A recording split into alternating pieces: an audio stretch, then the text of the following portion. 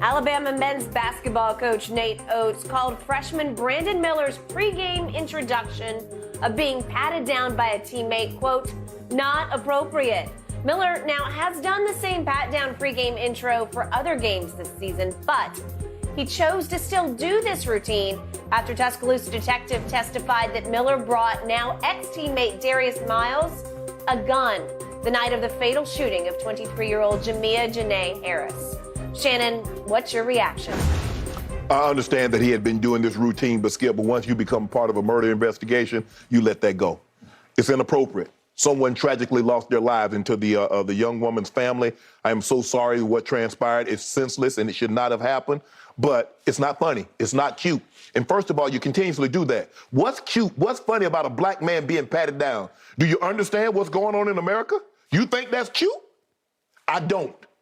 Hopefully, and I understand, Skip, sometimes, I've been a college student. I was a teenager, 18, 19, 20 years of age. But some things someone shouldn't have to tell you. There are a million different introductions or celebrations you can do. That's the one that resonates with you. That's the one that you want people to know you for. That's the one that you want to get attention for.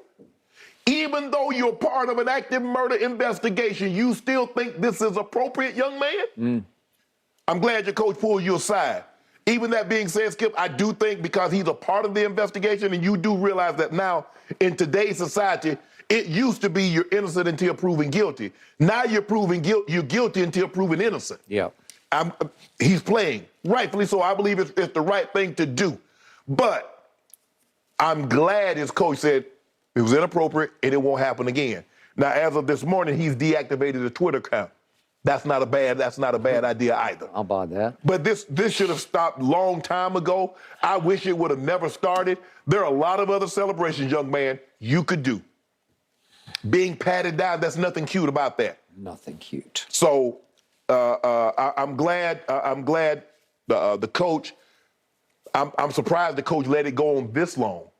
He says, I'm X and O'ing at that point. I'm not watching. Right. I'm drawing up plays. But he's also made some other, Nate Oates has made some inappropriate comments about this, that it was wrong place, wrong time, and then he apologized for that. Right. Okay, Shannon Sharp. I've been trying all year to love this young man. He can really play basketball. He's somewhere in the top 5 of the draft. The more I watch, he looks like top 1 to me.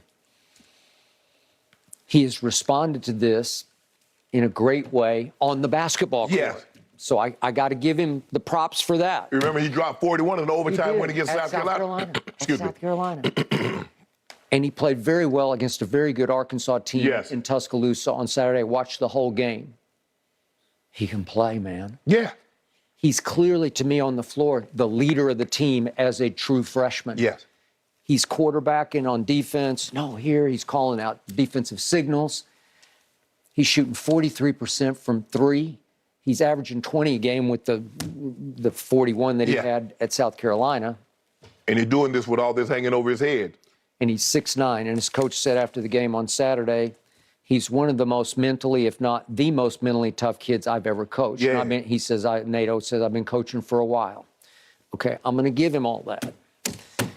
But that's as far as I'm going to go, because I'm going to ask you, back to your college days, if you think, and at Savannah State, you had no idea if you could even get drafted. Correct.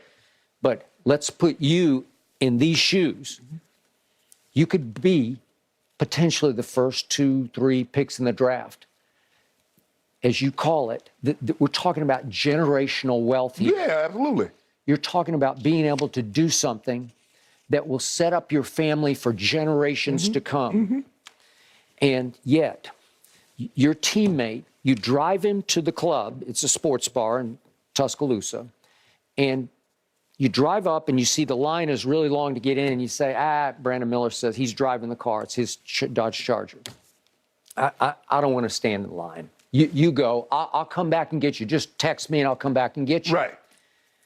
So he lets him go stand in line. Some time passes and he gets a text. I need my joint. They call guns. I've never heard that before. Yes, that's what All right. I need my joint. Piece. I've heard peace my whole life, but not joint. But I need my joint. Okay, if you're Brandon Miller and you have so much on the table, I know it's easy for me to say or for you to say from a distance, but you have so much to lose. He needs his gun at the club. Well, wouldn't your mind leap to why and what is about to transpire here? Do you want any part of this? Skip, look here. I had teammates, Skip. I know what they do. They somehow things just follow them out of the store.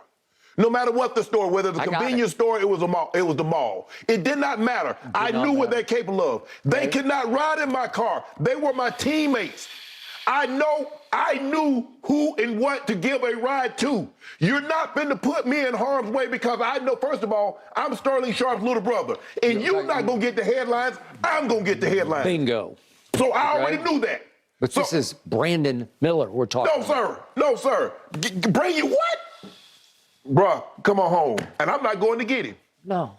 Because I already know, because you already told me you in some stuff.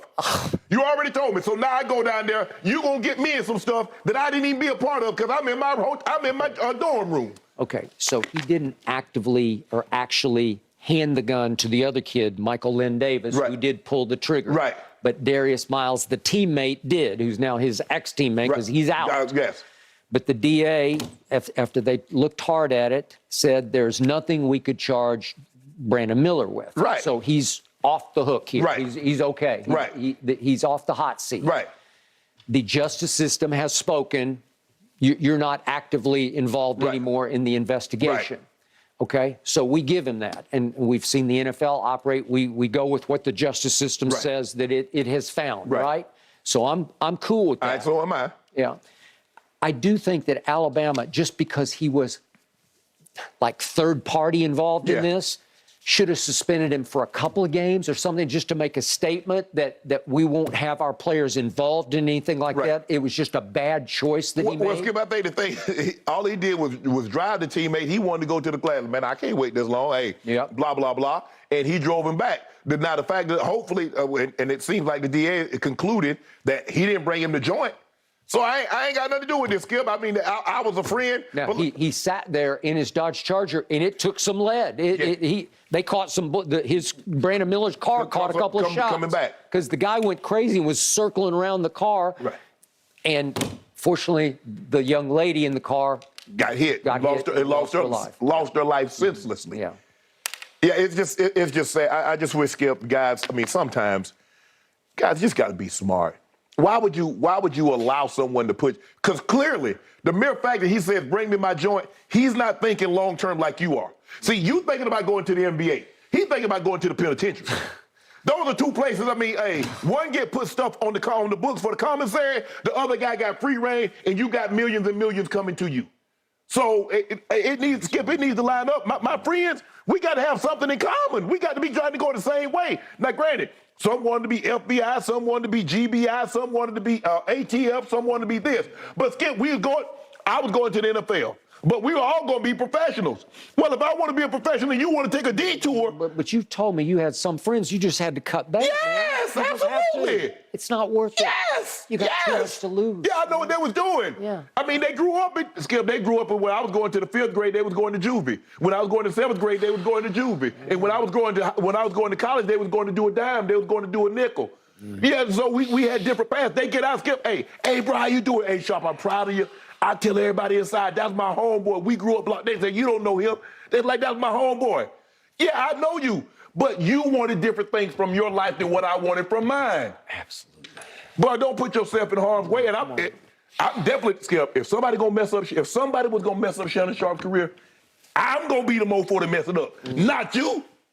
And if I'm a team thinking about drafting Brandon Miller, the fact that he went ahead and did the pat down, to me, is a mind blower. Yeah. It's like you have no contrition at all. You have no respect for what just happened. Yeah, you should just out of a common courtesy, like you said, a respect for the young lady that lost her life. Yeah. Man, I'm done with this celebration. I'm gonna come up with something else. Come on, man.